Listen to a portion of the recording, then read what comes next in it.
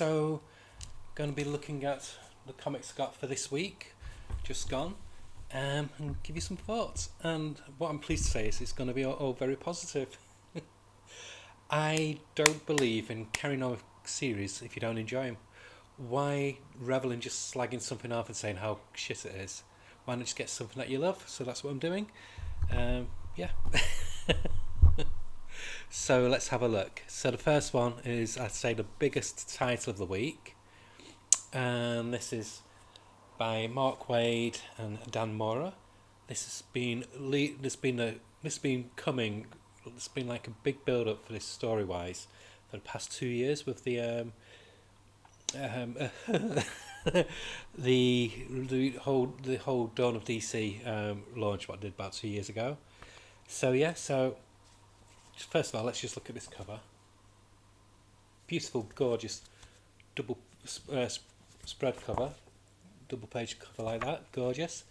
And what I also want to point out, it's $4.99, and there's 32 story pages, not 32 pages with 20 pages of story and adverts, but 32 story pages. And wow. I actually went into this with no expectations. I mean, I know Mark Waid and Dan Mora are two of the creme de la creme of creative teams, but I had no expectations. And Dan Mora, he's upped his game, something amazing on here. I wondered if he had an inkling, but no, it's just got on the art, the colouring by Alejandro Sanchez is just beautiful, and the lettering by Ariana Maher is great. The only thing I don't like about the whole series, and it's so petty, I hate the lettering for the title. It looks like it should be on like an 80s game system or something.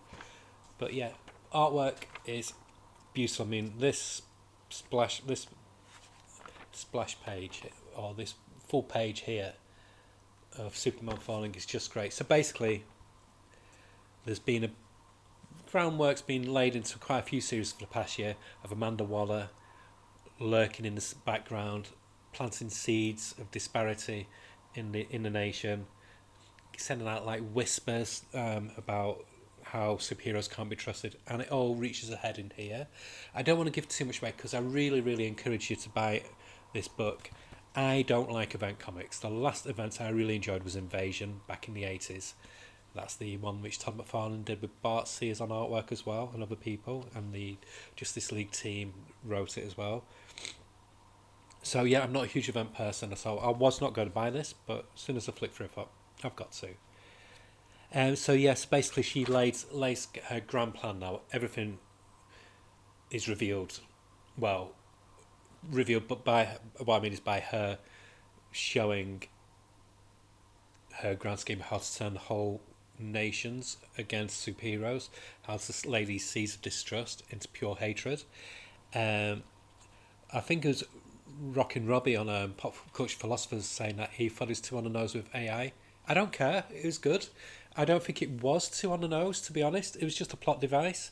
And why not use something which is relevant? No, I had no problem with it. I thought it was a very good plot device. And I love this depiction of Animal Man and his daughter.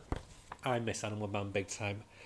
I would love for him to have a series, but now I don't know if he will. Just read the comic and you'll see why I mean that. This is why I don't want to give too much away. There's huge repercussions in this comic. The heroes get affected in a very big way that makes them mortal. So what I'm basically just going to focus on is just this amazing, stunning artwork. The writing let's not leave out the writing. The writing by Mark Waid is top notch, as you expect. The dialogue is great. There's no clunkiness in it. Every word is there for a reason. It's not like a Flabby Tom King comic where it can just be purple prose for the sake of purple prose. It's there when it needs to be, and other times he lets the art breathe and tell the story. But everybody, from the scientific superheroes to the superpower superheroes to the magical superheroes, every one of them are affected by Amanda Waller's plan and her scheme, because she's now teamed up with Zeronart. Hate Zeronart, worst character ever. I despise that whole thing, but he makes good villain in this. So hopefully he gets fucked over and killed by the end of this series because I hate that character. Um, oh, but it's just amazing. And the Amazo robots are this new like force. They're basically like DC's version of the Sentinels now, um, decimating the whole of the superhero population. I cannot praise it high enough. It was going to be my comic of the week, but amazingly, there's another comic, what I'll get to at the very end, which blows it out of the water even more, just because of its consistent high quality. The bar of what it raises keeps getting higher. But for a superhero comic, this is pretty much a perfect superhero comic you can get. For an event comic, no event comic should be this good. I've looked through the what is it? Blood Hunt. It's shit. Sorry, but it's shit. The reason why it's shit, Red Band is a shit gimmick. What you can't disguise an average story just by having a few pages extra with let's have a bit of blood, let's have a few guts hanging out. That's not good storytelling. That's just cheap showmanship. It's just a gimmick. It's like tinfoil covers. No, I don't like that. Like, hence, that's why I'm not buying it. I might read it digitally at some point, but I've no interest. It just looks strictly average with below average creators on the spin-off series. This is how an event should be. From the cover to the price, $4.99 for a really meaty story, to he's the biggest artist at the moment. He is the new Jim Lee. I think at the moment Don Morris. He's up there now. He's getting to that level of. He's getting to become the new next superstar. So the lettering's coloring. It's a perfect package. So 10 out of 10. But even though it's a 10 out of 10, there's another comic which I guess I'd give an 11 out of 10 to, and you'll find out at the end. And moving on to comic that I've been a little bit up, and then down, and then angry, down, angry, then it's alright, and then down, and angry. It's Batman by Chip Zdarsky. This is issue 150. I said I was going to stop this, but I kind of thought the last issue was okay, so I thought I'd give 150 a chance, and I loved it. I never thought I'd get to the point where I'm going to sing the praises of Chip Zdarsky. Why did I love this? Well, one of the big reasons for me is, oh my god, look at that Batman. Dennis Cowan is doing Batman. If you don't know Dennis Cowan, you are missing out on one of the most craftsmen in comics today. From him and Bill Sienkiewicz have this symbiosis when they work together, where they do like the most perfect comic art you can make. Bill Sienkiewicz's art inking, I'm most likely saying his last name completely wrong, on Dennis Cowan's pencils produce some of the most stunning and dynamic and edgy comics you can meet. But Dennis Cowan by himself is just beautiful as well. He was one of the founders of Milestone. He did a wonderful run on The Question. He's just one of my comic heroes. And there's what this is. It basically, oh, by the way, it's an anniversary issue, so it's quite a thick one, but it's only $5.99. This would be $7.99, if not more, if it's a Marvel comic.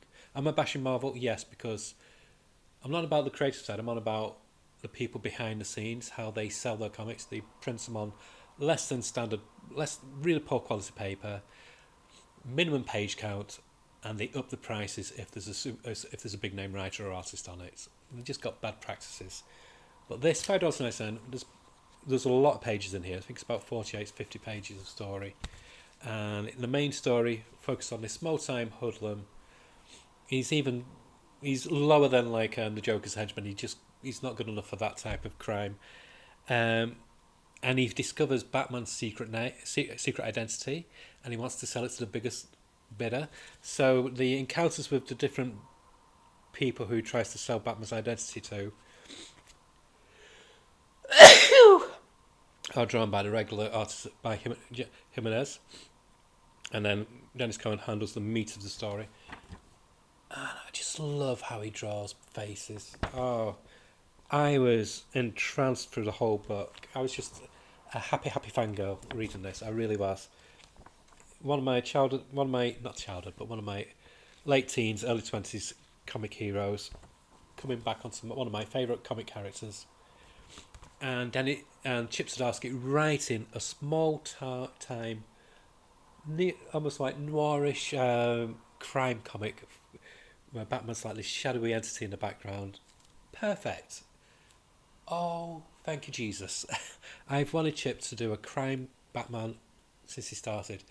I'm so fed up of Batman going into space. I like Jason Aaron's one because he still keeps it with Batman, but I hated the whole Zonar robots, mind transfers, everything like that shit. What was going on? I hated it. I wanted Batman to be Batman the detective.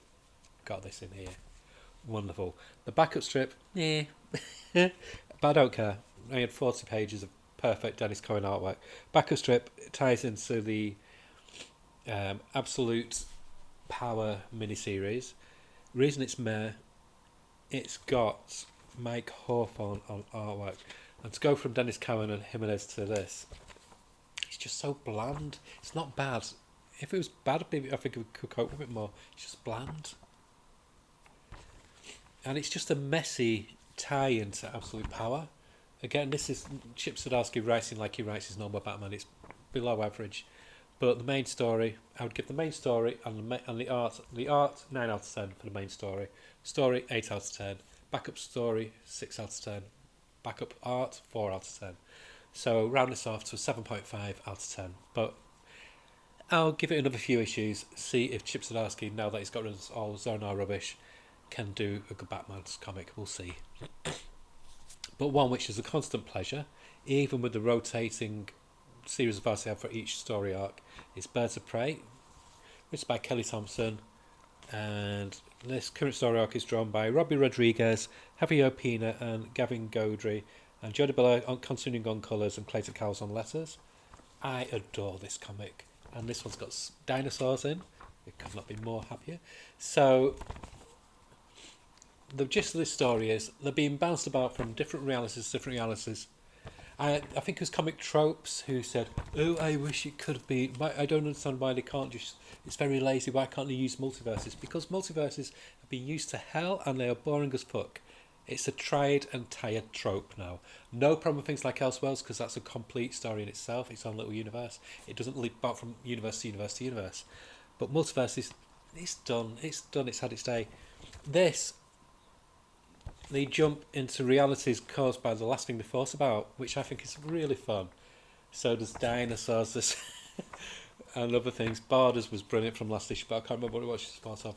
So each time they jump, the costumes change as well. So now that they're like a dinosaur land, all the clothes are basically just rags. And I adore this the artwork on this as well. Like I said, Barda is becoming fast one of my favourite characters in comics, full stop.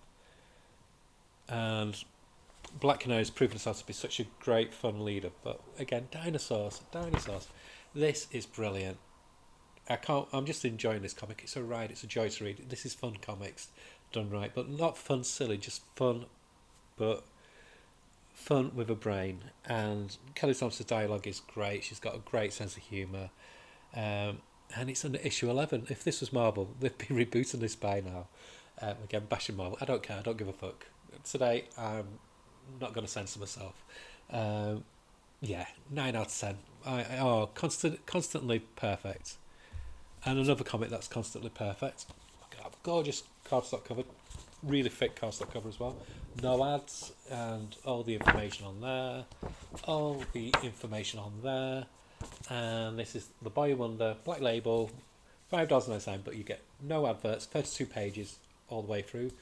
And it's by Junior Barr doing the lion's share of everything, and Chris O'Halloran doing the colouring, and lettering by the lettering Superguard, which is Aditya Bidikar. Normally I don't shout out and sing out the praise of the lettering, but the lettering in this comic brings so much emphasis to plot points in this. Like, and here, it's this ongoing thing where there's this captive tied up in this plumber, not plumber, this hoodlum basically just talking to his captive. This captive, who I think I know it's going to be, but I don't want to say because you can work out for yourself. It's telling like the story of Robin, and this like fairy tale story where he basically encounters each of the other ones and Batman's sons. So in this one, it's this Robin this time, Tim Drake, my favourite Robin. Um, so he's carrying on with his storytelling, which is like a fairy tale story. So the husband says, "You got a story about that too, don't you?" And then here, buckle up. It's just brilliant. So the lettering in this is just adds even more to the story. There's such a great sense of humour in this comic, but there's heart. And I don't know about wanting Junior Bar to do some more Damien, but I'd love for Junior Bar to do a Tim Drake comic. He's got Tim Drake perfectly, and I love the old Red Robin costume. The artwork is just beautiful. So the go to Copperpot's tower. So Oswald Copperpot, the Penguin, undercover as Bruce Wayne's wards, and because obviously they're chasing this mysterious villain. So, like I said, last time it was Red Hood. This time it's Tim Drake. First time it's Nightwing. So from each one, Damien learns a life lesson, which helps him become who he is today. Oh, this layout as well, where he's going through all the tunnel system just to find such things. The artwork is deceptively simple but it's not simple. It's like Jamie Hewlett. You look at early Tank Gun and you think, oh, that's piss easy. No, trust me. I used to do comics. It's hard to do this kind of artwork.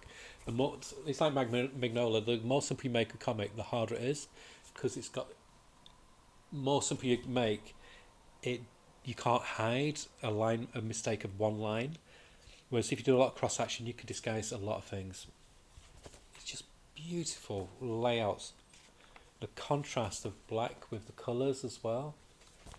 But this has been my favourite one. It just shows the personality of Tim Drake, how he's just so nice. He is the perfect Robin. He uses his brain more than his fists, but he still uses his fists when he has to.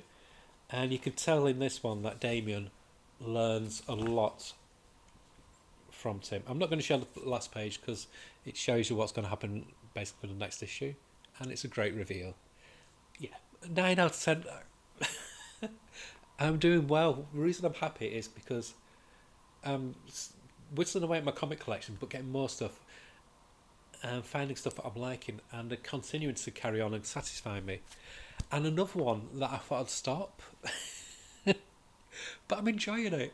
So this is my like trash one, even though it's not really trashy. I don't want to. It's a bit bad, but cardstock cover, $2.99. Great cover there. Salmon Switch number 4. My biggest gripe for this comic though is the lettering is sucky. Half the time you can't tell who's saying what because you've got the little squiggles. So there's no balloons, speech balloons. You've just got little squiggles with text. And sometimes it's hard to decipher who it is, so it can throw you out from the flow of the story. Artwork by Simon Kudransky is really, really good. Very much of a Seven vibe, so it's quite dated in flavour. It's like a 90s police procedural. But it's fun, it's distracting. Todd McFarlane's not as clunky in this as he normally is in a lot of it, like his Spawn comics, where he just throws a load of verbal garbage out to make it sound like he knows what he's talking about. He strips it back here. It is co-plotted by John Goff, who I've not really looked into to see who he is. So I don't know if John Goff is helping out with the dialogue, but it feels much more streamlined than Tom McFarlane's normal oeuvre. So 7 out of 10, 7.5. It's cheap enough to carry on with, put it that way. And I've ordered Rat City 1 through to 3. So that should be coming on Monday or Tuesday, I think. So I'll give a review of those. Just see what that's like as well. They're cheap enough to take a chance on. So yeah, and it's cardstock. $2.99, perfect. 7.5 out of 10. One which is a constant pleasure to read is Local Man. This is issue 11. I like the normal covers. I'm not a fan of the retro 90s ones. I hated Image in the 90s when it first came out. I was very much into Vertigo and stuff like that. And the indies are what I read more like the Fantagraphics End or Eclipse. Or things that just had a bit more of an edge to them. I was in my late teens, early 20s, and superheroes just muscles and pouches everywhere just weren't doing it for me. So I've never had that nostalgia what a lot of people do. So the backup strip elaborates a bit on the main plot. So I always read that bit for the main story first and then the backup afterwards. But the backup strip for me, I breeze through. I don't really read it much. I just kind of like scan read it because it, yeah. But even so, you get 22 pages of normal comic. I love the main comic. So the writers on it are Tony Fleeks, who does Feral, which I adore, and Tim Seeley, who does created Hack and Slash, and also Revival.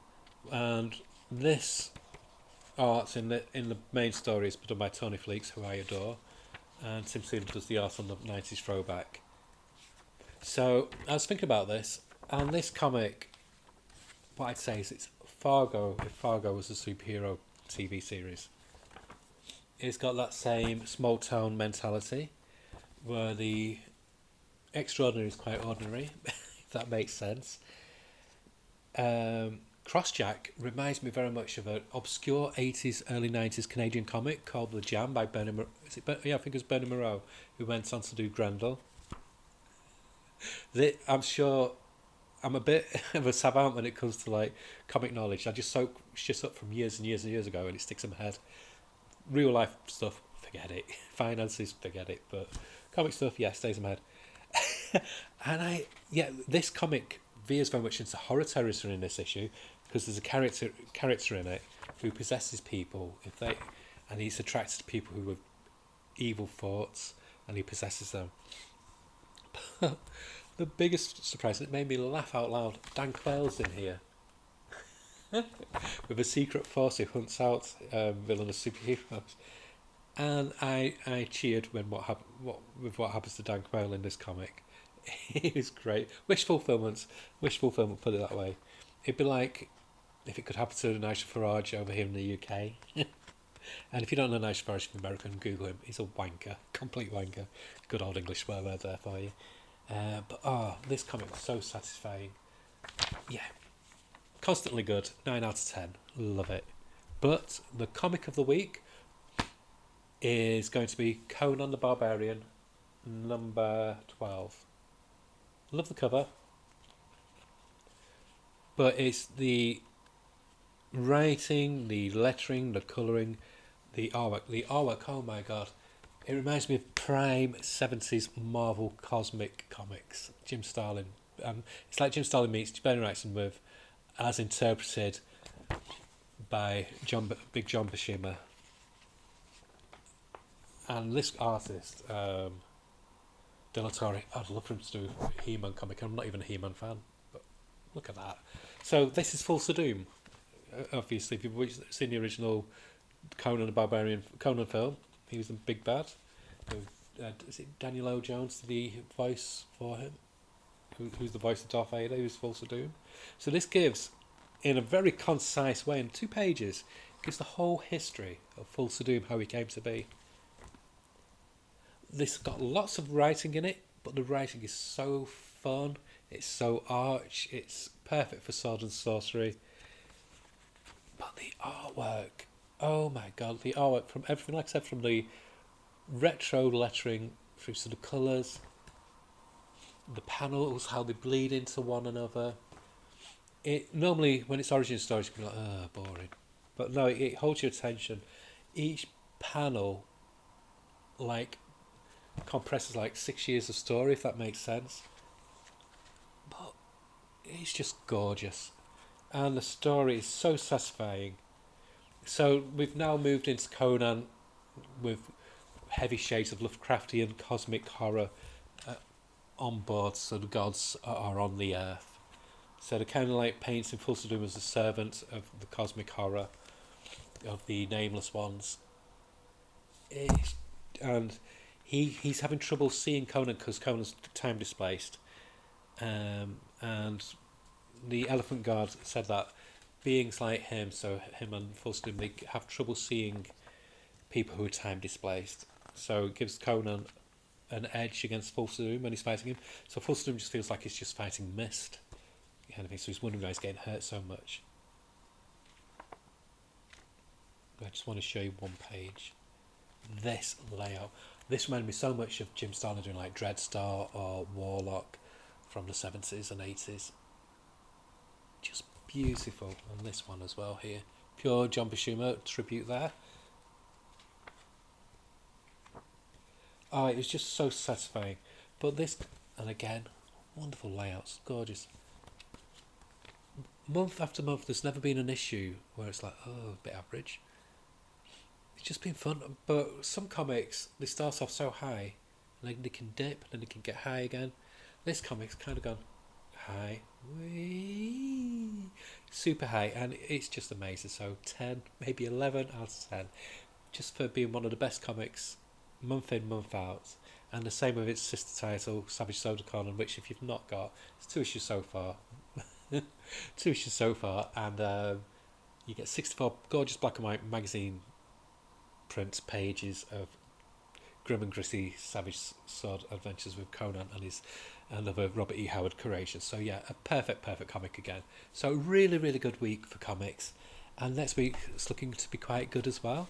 So yeah, that's it for this week. So see you soon. I'm hoping soon, a little while, just after I've had a little drink in my geeky Goonies cup,